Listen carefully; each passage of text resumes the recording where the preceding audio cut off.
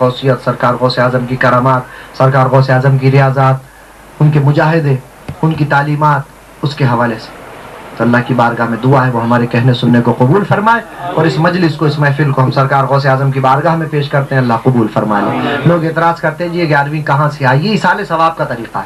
11ویں شریف میں ہوا کیا، انہوں نے سب سے پہلے کیا چیز پڑھی تھی؟ تلاوت کی تھی۔ کس چیز کی؟ سورہ اخلاص کی، قل اللہ شریف انہوں نے پڑھی۔ اس کے بعد کیا پڑھا؟ نعتیں پڑھی گئیں، نعتیں پڑھی گئیں، اس کے بعد اللہ کا نام لیا، پھر نعتیں پڑھی گئی۔ میں نے کیا کیا؟ اللہ رسول کا ذکر کیا۔ اللہ کے رسول صلی اللہ علیہ وسلم نے فرمایا کہ ذکر الانبیاء عبادت، انبیاء کا ذکر عبادت ہے، اور ذکر الصالحین کفارت، صالحین کا ذکر کرنا گناہوں کا کفارہ ہے۔ خالی کرنا ہی نہیں، سننا بھی، کہ لوگوں تمہارے جب گناہ زیادہ ہو جائیں تو صالحین کا ذکر کیا کرو، نیک بندوں کا ذکر کیا کرو، اللہ والوں کا ذکر کرو گے اور سنو گے تو تمہارے گناہ معاف ہوتے چلے جائیں گے۔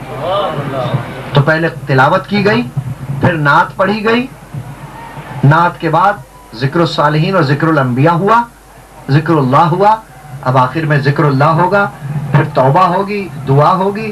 اب اس کو اگر 11ویں کہے اور لوگ اتنی ساری نیکیاں جمع ہو جائیں، اتنے سارے اچھے کام جمع ہو جائیں، اور اس کو لوگ برا کہیں، اس پر انگلیاں اٹھائیں، تو پھر وہ لوگ کیسے ہوں گے؟ میں نے عرض کیا تھا کہ وہ ایک نسل ایسی پیدا ہو گئی ہے جو ولیوں کی طاقت کو تو انکار کرتی ہے لیکن جنات کی طاقت مانتی ہے۔ میرے پاس ایک آدمی لے کے آیا تھا، ادھر سے ہاتھ مارا، 2 ادھر گئے، 2 ادھر گرے، تو کیا ہو گیا؟ بابا صاحب یہ جن آ گیا اس کے اندر۔ ایسے ہمارے زاہد بھائی بھی لے کے آئے تھے، کتنی روٹیاں کھا لی تھی اس نے؟ 10-20 روٹیاں کھا گیا۔ کتنا پانی کتنا پی لیا؟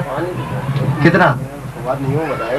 جگ جگ بھر کر پانی پی گیا۔ کہاں جا رہا ہے پتہ نہیں۔ اتنا بڑا میدا ہوتا ہے کہ آدمی 20 روٹیاں کھا لے؟ اتنا بڑا میدا ہے آدمی کا کہ 4 جگ پانی کے اتار جائے؟ کہاں جائے گا؟ اور اتنی طاقت ہے کہ 4 آدمی طاقتور اسے پکڑے گئے اور ایک ہاتھ مارا، 4 آدمی ادھر گر گئے، 4 آدمی ادھر گر گئے۔ پوچھا کیا ہوا؟ کہا اس میں جن گھس گیا ہے۔ جن کہاں سے گھسا ہے؟ بولا پتہ نہیں کہاں سے، لیکن اس میں جن آ گیا۔ وہاں اتارے اسے، مصیبت میں سب توڑ پھوڑ مچا کے رکھی ہے۔ تھے وہی جو ولیوں کی طاقت نہیں مانتے۔ ایسا کیسے ہوتا ہے؟ وہاں صاحب ایسی باتیں مت کیا کیجیے۔ مردے کو زندہ کر دیا، زندے کو مردہ کر دیا، نابینا کو بینا کر دیا، یہ کرامت دکھائی، یوں ہو گیا، یہ کرم، بس رہنے میں۔ میں نے کہا اس میں جن داخل ہو گیا، اس میں کی طاقت، جن کی طاقت، ہاں یہ جن کی طاقت ہے، ورنہ اس کے اندر تھوڑی دن آ گئی۔ اس کو تم جانتے ہیں، بچپن سے پالا ہے بھائی یہ چچا صاحب۔ جن کی طاقت اس میں داخل ہو گئی، اس کی طاقت اب جن کی طاقت ہو گئی، تو خدا اپنی صفات کا مظہر کسی کو نہیں بنا سکتا؟ اس کی زبان پر خدا کی صفت کا اظہار نہیں ہو سکتا؟ اس کی نگاہ میں خدا کی صفت کا اظہار نہیں ہو سکتا؟ اس کی سماعت میں خدا کی صفت کا اظہار نہیں ہو سکتا؟ جب کسی آدمی میں جن کی طاقت داخل ہو جائے تو کیا خدا اپنی طاقت داخل نہیں کر سکتا؟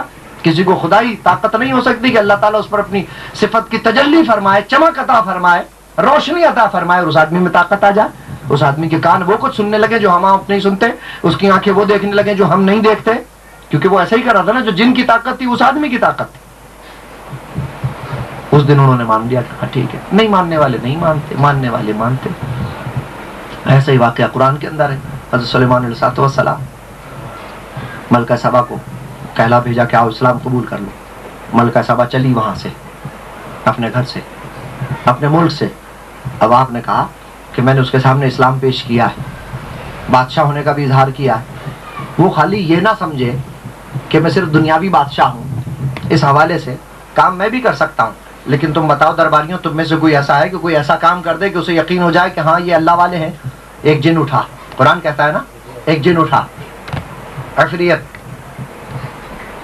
اور اس نے کہا میں کام کر سکتا ہوں۔ کیا کام کر سکتے ہیں؟ میں اس کا تخت لا سکتا ہوں۔ بڑا بھاری بھرکم تخت تھا، وقت کے دامن میں گنجائش نہیں، میں تھوڑی سی بات کر رہا ہوں۔ کیسے جاؤ گے؟